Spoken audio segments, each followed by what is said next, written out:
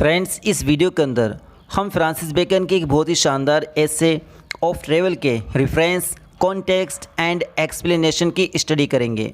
Friends, other videos के links description में दिए गए हैं और आप चैनल की प्लेलिस्ट ज़रूर चेक कर लें।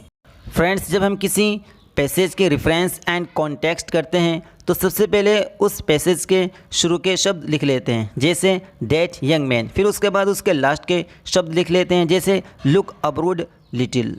इसके बाद रेफरेंस लिखेंगे, इसके अंदर लिखेंगे these beautiful lines have been taken from the famous essay of travel written by Francis Bacon. इसका मतलब है ये खूबसूरत लाइन्स ऑफ ट्रैवल से ली गई हैं जिसको फ्रांसिस बेकन ने लिखा है। फ्रेंड्स, रेफरेंस के अंदर ये सब सेम लिखना है, चाहे कोई सा भी पैसेज क्यों ना हो, सिर्फ लेखक का नाम और एसे का नाम चेंज कर देना है। नेक्स्ट हेडिंग है context. In this passage the writer tells us about. Friends, इतना हर एक कॉन्टेक्स्ट के अंदर लिखना है, चाहे कोई से भी ऐसे क्यों ना हो। To date how all the travellers can make the best of their own tours to foreign countries. इस पैसेज में लेखक हमें दौरे के बारे में बताता है कि कैसे सभी यात्री अपने खुद के विदेशी दौरों को सबसे अच्छा बना सकते हैं। नेक्स्ट हेडिंग है explanation. Here the writer says that. इतना हर एक एक्सप्लेनेशन में लिखना है, चाहे कोई सी भी एक्सप्लेनेशन क्यों ना हो। If a young traveller is totally ignored of the language of the country. यहाँ लेखक कहता है कि अगर कोई युवा यात्री देश की लैंग्वेज से पूरी तरह से अनजान है, he should carry with him a guide to get the help who knows all about the country and the language of that country and who has been there before। तो उसे अपने साथ एक गाइड ले लेना चाहिए ताकि वे सहायता प्राप्त कर सके जो उस देश और उस देश की लैंग्वेज के बारे में सब कुछ जानता हो, जो पहले वहाँ रह रहा हो।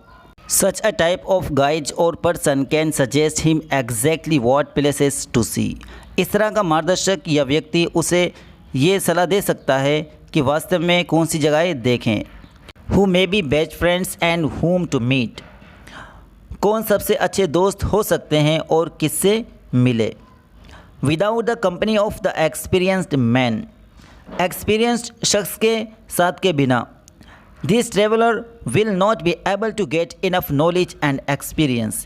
ये यात्री ज़्यादा नॉलेज और एक्सपीरियंस हासिल नहीं कर पाएगा।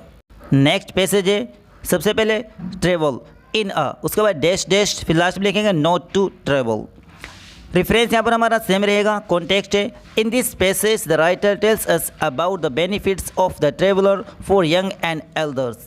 इस पैसेज में राइटर हमें युवाओं और बुजुर्गों के लिए सफ़र के फ़ायदों के बारे में बताता है।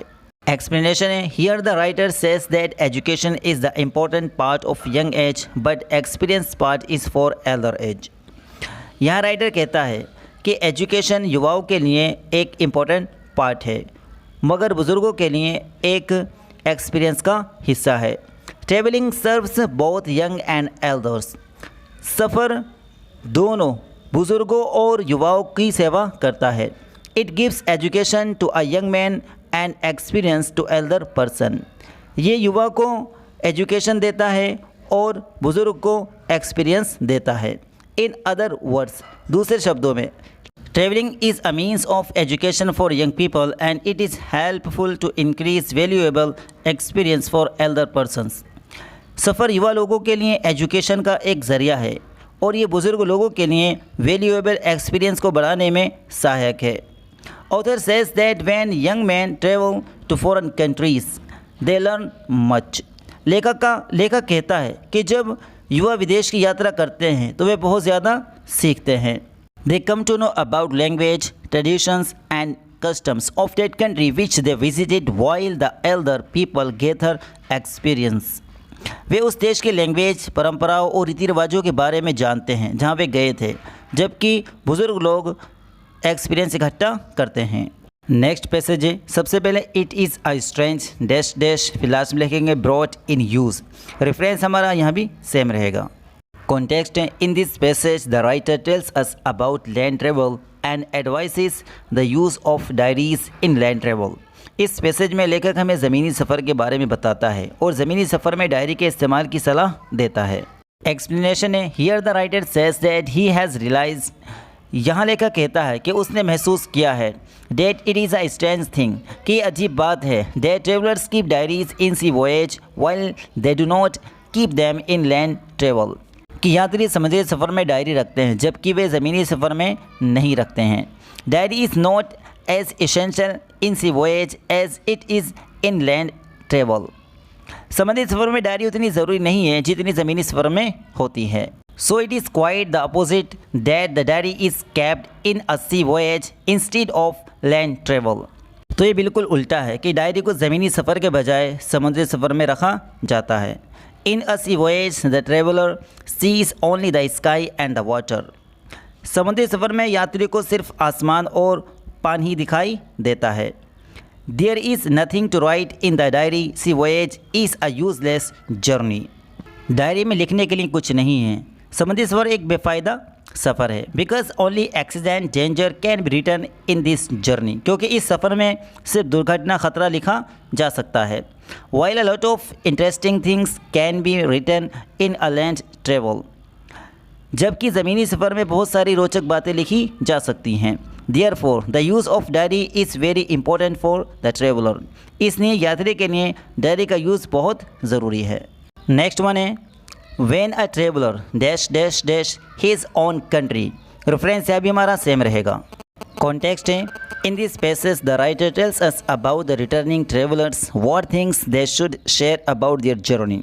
इस पैसेज में लेखक हमें लौटने वाले यात्रियों के बारे में बताता है कि उन्हें अपने सफ़र के बारे में क्या बातें शेयर करनी चाहिए। एक्सप्लेनेशन है here the writer says that when the traveller returns to his home town. यहाँ लेखक कहता है कि जब यात्री अपने घर लौटता है he must remember those people whose he had been met another country. तो उसे उन लोगों को याद रखना चाहिए जिनसे उसकी मुलाकात दूसरे देश में हुई थी। He must be in touch with them and should be connected by correspondence. उन्हें उनके साथ संपर्क में रहना चाहिए और पत्रचार द्वारा जुड़ा रहना चाहिए। And he should not show that he is very interested in speaking about his experience. और उसे ये नहीं दिखाना चाहिए कि उसे अपने एक्सपीरियंस के बारे में बोलने में बहुत दिलचस्पी है। When someone ask something about his journey, जब कोई उसकी यात्रा के बारे में कुछ पूछता है he should answer patiently and should not over state. तो उसे सब्र के साथ जवाब देना चाहिए और बड़ा चढ़ाकर बातें नहीं करनी चाहिए। He should not adopt the manners of any foreign country but he should stay with the manners of his country. उसे किसी विदेशी देश के तौर तरीक़ों को नहीं अपनाना चाहिए बल्कि उसे अपने देश के तौर तरीक़ों के साथ रहना चाहिए। दोस्तों, अगर आपको ये वीडियो पसंद आई है तो हमारी वीडियो को लाइक करें और हमारे चैनल इफ्ती सर को सब्सक्राइब करें। Thanks for watching this video.